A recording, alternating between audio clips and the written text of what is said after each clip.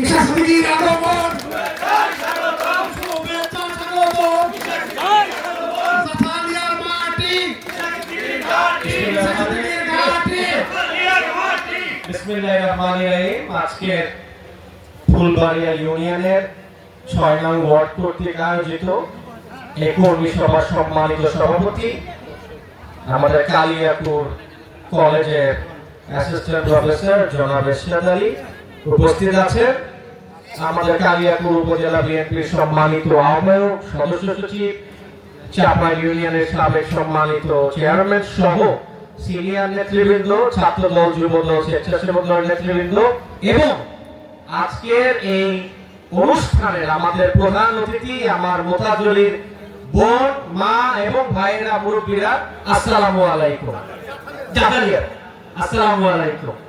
আপনারা গরু বাইতে আসছেন, আমি আমার বক্তব্য বেশি দীর্ঘায়িত করব না, 3 মিনিটে আমার বক্তব্য শেষ করব। আমার জীবনে আমি সবচেয়ে দুইটা মানুষকে অত্যন্ত ভালোবাসি। সে দুইটা মানুষ হচ্ছে আমার মা আর আমার বাবা। তো আমার মা মারা গেছে, আমার বাবা চৌধুরী তানভীর আহমেদ সিদ্দিকী সাহেব, উনি 87 বছর বয়স, উনি এখনো বেঁচে আছেন। তো উনি যা বলেন আমি তাই করি। সকালবেলা বাসা থেকে যখন বার হই তখন ওনার সাথে দেখা করে আসি, রাতের বেলা যখন বাড়ি ফিরি তখন আবার ওনার সাথে দেখা করি। তুমি আমায় জিজ্ঞেস করে তুমি আজকে কোথায় গেছিলা, কার সাথে দেখা করলা, ওই লোক বক্তব্য দিছে কিনা, ও বক্তব্য দিছে কিনা, ওই মুরব্বিটা বেঁচে আছে কিনা, উনি আমায় জিজ্ঞেস করে। এবং উনি আমাকে সব সময় একটা কথা বলে যে আমি যেরকম কালিয়াপুরের মানুষকে ভালোবাসছি, তোমাকেও আমার চেয়ে বেশি ভালোবাসতে হবে। এই কথাটা উনি সবসময় বলে। তো আমি, আপনারা খাস জমিতে থাকেন, আপনারা বিভিন্ন ভাবে অত্যাচারিত হন, আপনাদের বারে বারে ঘর ভেঙে দিতে চায়। তা আমি ব্যারিস্টার ইশরাক সিদ্দিক, আমি কে? আমি তো আপনাদের ছেলে, ছেলে না? তো ছেলের কি মানুষ ধন্যবাদ দেয়? তা আপনারা আমরা ধন্যবাদ দেন কেন? আপনার ছেলে যদি আপনারা কিছু কিনা দেয় আপনি ধন্যবাদ দেন? বলেন ধন্যবাদ। আপনারা তো দোয়া করেন, আপনারা আমার জন্য দোয়া করবেন যে ইনশাআল্লাহ আমি যদি যতদিন বেঁচে আছি আপনাদের যেন কোনো ক্ষতি না হয়। ঠিক। এবং ইনশাআল্লাহ আমি আপনাদের কথা দিয়ে যেতে চাই, আমি যতদিন বেঁচে আছি আপনাদের ইনশাআল্লাহ কোনো ক্ষতি হতে দেব না। যে যেভাবে আছেন সে সেভাবেই থাকবেন ইনশাআল্লাহ। আমার যা যা করার আমি অবশ্যই করব, এই কথা আমি বলে দিতে চাই। আমি আপনাদের বলতে চাই, আমার বাবা আপনাদের দীর্ঘ 65 বছর ধরে সেবা করে গেছে, আমার পরিবার 400 বছর ধরে সেবা করে গেছে। কেন? কারণ ওনারা কালিয়াপুরের মানুষকে ভালোবাসে, ফুলবাড়িয়ার লোককে ভালোবাসে, সবগুলো ইউনিয়নের লোককে ভালোবাসে। আমরা তো আপনাকে ভালোবাসি, কিন্তু 48 বছর ধরে কালিয়াপুরের কোন ছেলে এমপি মন্ত্রী হইতে পারে না। শ্রীপুর নিয়ে যায়, গাজীপুর মহানগর নিয়ে যায়। তা আমরা কি দোষ করলাম? আমি তো আপনাদের সামনে আসছি কালিয়াপুরের ছেলে হিসাবে। আমি তো আপনার ছেলে, আমি তো আপনার সন্তান। আমি মারা গেলে তো আমার কবর হইব কালিয়াপুরের বুকে। তো জনাব চৌধুরী তানভীর আহমেদ সিদ্দিকী সাহেবের মুখের দিকে চায়া আমরা কি আরেকটা বার চেষ্টা করতে পারি না কালিয়াপুর ছেলেদের জেতানোর জন্য? আমি আপনাদের বলতে চাই, এবারের নির্বাচনে আপনারা সকলেই প্রার্থী। আমি প্রার্থী না, আপনারা প্রার্থী। আমি হচ্ছি ওসিলা, আমি হচ্ছি ওসিলা। ওসিলা মানে কি?